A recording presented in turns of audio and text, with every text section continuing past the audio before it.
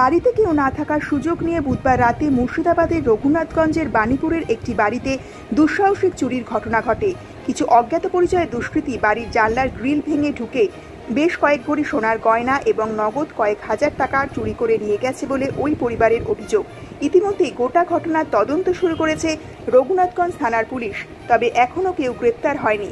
স্থানীয় সূত্রে জানা গেছে, রঘুনাথগঞ্জের বাণীপুর এলাকার জনৈক মায়ারানী দাসের বাড়িতে গত প্রায় ৩ বছর ধরে একটি পরিবার বাড়ির একতলায় ভাড়া থাকতেন। বৃদ্ধা মায়ারানী এক পরিচারিকাকে নিয়ে ওই বাড়ির দোতলায় থাকেন। মাস ৩ আগে বাড়িতে পড়ে গিয়ে কোমর ভেঙে যাওয়ায় চিকিৎসার জন্য বর্তমানে কলকাতায় এক আত্মীয়ের বাড়িতে রয়েছেন মায়ারানী দেবী। তার বাড়ির একতলায় যে পরিবারটি ভাড়া থাকে, ব্যক্তিগত কাজে তারা মেদিনীপুর যাওয়ার জন্য গত প্রায় ৩ দিন ধরে বাড়িতে সম্পূর্ণ তালাবন্ধ অবস্থায় রয়েছে।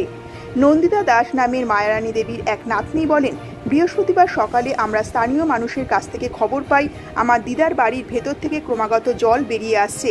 বাড়ির তালা খুলে ভেতরে ঢুকে দেখতে পাই কেউ বা কারা বাড়ির একটি জানলার গ্রিল কেটে ভেতরে ঢুকে দিদার ঘরের একটি আলমারিতে রাখা বেশ কয়েক ভরি সোনার গয়না এবং নগদ কয়েক হাজার টাকা নিয়ে গেছে। এরপর ওই দুষ্কৃতীরা ভাড়াটিয়াদের ঘরে ঢুকে সেখান থেকেও নগদ টাকা এবং সোনার গয়না চুরি করেছে বলে আমরা দেখতে পেয়েছি।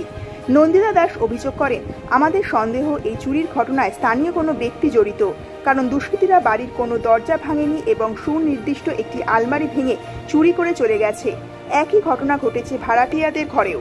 তিনি বলেন, চোরেরা সম্ভবত বাড়ির ওয়াটার পিউরিফায়ারটাও খোলার চেষ্টা করেছিল, কিন্তু সেটা ঠিকভাবে খুলতে না পারার জন্য জলের সংযোগ বিচ্ছিন্ন হয়ে যায় এবং সেই জল বাড়ির ভেতর থেকে গড়িয়ে এসে রাস্তায় পড়তে থাকে। স্থানীয় বাসিন্দারা সেই দৃশ্য দেখে আমাদেরকে খবর দেন। তারপর আমরা বাড়ির দরজার তালা খুলে ভেতরে ঢুকে চুরির ঘটনা বুঝতে পারি।